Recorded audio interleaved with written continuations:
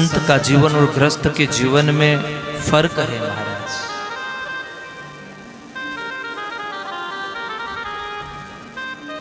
वृद्ध व्यक्ति हमेशा अनुभव देता है। जितना समय आप बिताए ना वृद्ध व्यक्ति के पास बैठकर बिताए महाराज। एक बार क्या हुआ कि एक वृद्ध बासा व्यक्ति, उनकी उम्र बहुत ज्यादा थी महाराज। तो वो एक दिन ट्रेन में यात्रा कर रहे और ट्रेन में मान लिया कि चावरा से ही बैठे वो, और जिस डिब्बे में वो बैठे उस डिब्बे में कोई और था ही नहीं महाराज, वो अकेले बैठे। आगे की स्टेशन पर जैसे ही ट्रेन रुकी, वहां से 10 लड़के लड़ झगड़ के चढ़े उस डिब्बे में।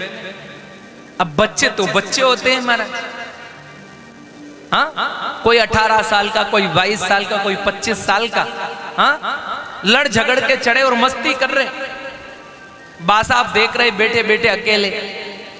अब उन 10 बच्चों के अंदर ऐसा लगा, उन्होंने कहा कि अब यहां से आगे तक चल रहे, टाइम पास कैसे हो? तो एक ने कहा टाइम पास, तो क्या? हाँ। एक ने कहा एक काम करो, ये ट्रेन की चेन खींच दो। तीसरे ने कहा ओए, ट्रेन की चेन खींचेंगे तो नीचे देख लिख रखा है, अकारण ट्रेन की चेन खींचने पर 2000 रुपए जुर्माना है। तो चौथे ने कहा कि मजा लेना है तो फिर पैसा भी देना पड़ेगा।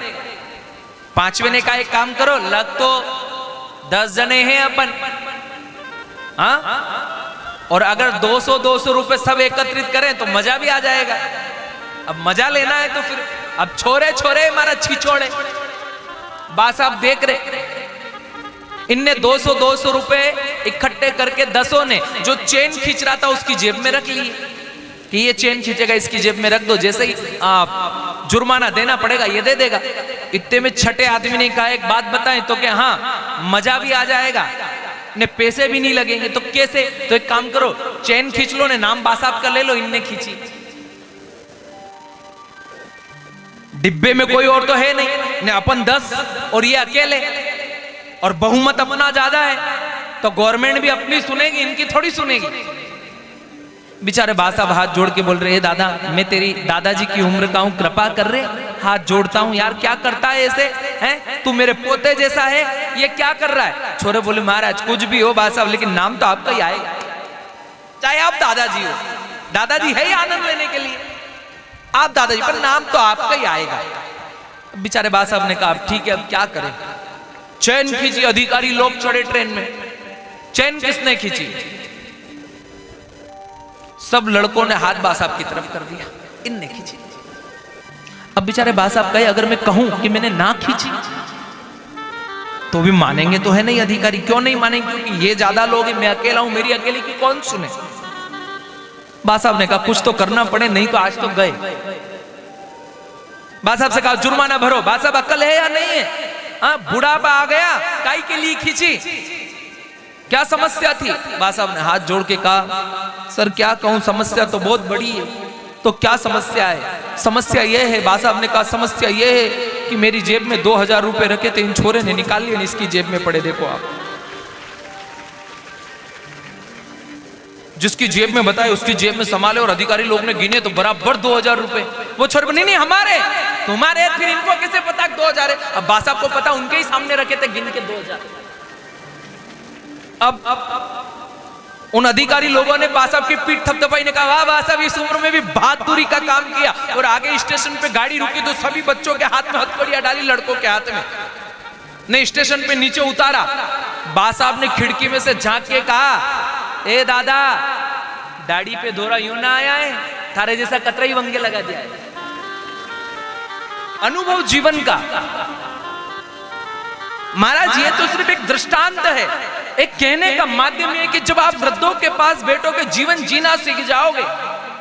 आपके बूढ़े पिता, आपकी बूढ़ी माँ आपको कमाकर लाकर दे या ना दे, लेकिन जीवन का अनुभव जरूर देती है महाराज। इसलिए मेरा निवेदन है, अगर बूढ़ा वृक्ष फल दे या ना दे उसको काटो मत महाराज, क्योंकि वह छांव जरूर देता है।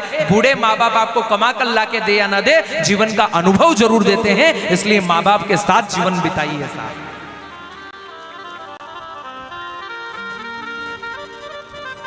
लहू के रक्त ने मेहंदी की बू को छीन लिया, अरे बेटा बड़ा क्या हुआ, बहू ने छीन लिया। महाराज तथा कथित बहुए अधिकार जमाती मेरे कहां से लाई, कहां से लाई?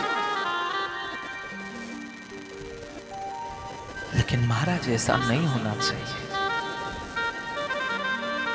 सबसे पहला अधिकार मां बाप का है, फिर गुरु का है, फिर आपका है। माना आप अर्धांगिनी हो, माना। हम ये नहीं कह रहे, हम बेटियों की बुराई नहीं कर रहे महाराज, लेकिन एक बात बताएं, बेटियों का बहुत बड़ा त्याग है।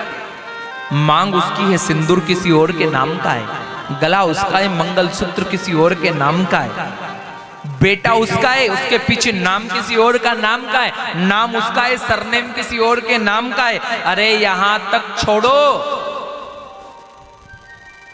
यहां तक छोड़ो महाराज, एक बेटी डोली में बैठकर आती है, लेकिन अर्थी उस घर से निकलती है जहां कभी उसने जन्म भी नहीं लिया। उसका क्या है? त्याग दोनों तरफ से है।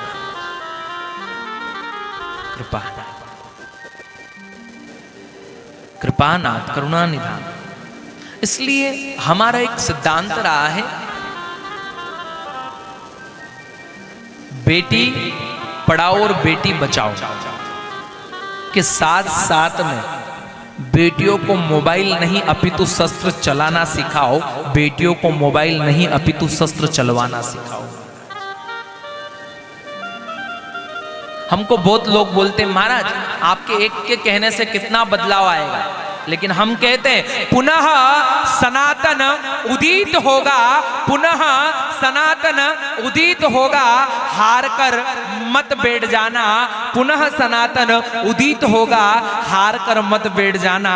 एक हिंदू को हम जगाएंगे, एक हिंदू को आप जगाना, एक हिंदू को हम जगाएंगे तो एक हिंदू को आप जगाओ हिंदुओं को। हमारा सनातन धर्म बचे,